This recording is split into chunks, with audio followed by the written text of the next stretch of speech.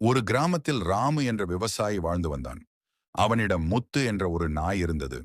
முத்து மிகவும் பணிவானதும் விசுவாசமானதும் ஆக இருந்தது. ராமு வீட்டில் அனைவரும் முத்துவை குடும்ப உறுப்பினராகவே பார்த்தனர். ஒரு நாள் ராமு தன் வயலுக்கு வேலைக்குச் சென்றான். வீட்டில் அவனுடைய சிறிய குழந்தை மட்டும் தூங்கிக் கொண்டிருந்தது. முத்து குழந்தையின் அருகிலேயே அமர்ந்து காவல் காத்துக் கொண்டிருந்தது.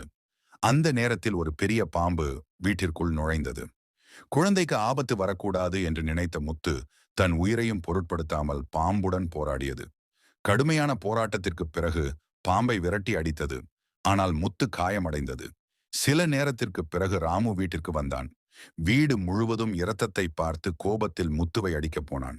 அப்பொழுது குழந்தை பாதுகாப்பாக இருப்பதையும் அருகில் இறந்த பாம்பையும் பார்த்து உண்மையை உணர்ந்தான். ராமு கண்களில் கண்ணீர் வழிந்தது. உன் பணிவும் விசுவாசமும் இன்று என் குழந்தையின் உயிரை காப்பாற்றியது என்று முத்துவை அணைத்துக் கொண்டான். நீதிக்கதை. பணிவும் விசுவாசமும் எப்போதும் உயர்ந்த பண்புகள்.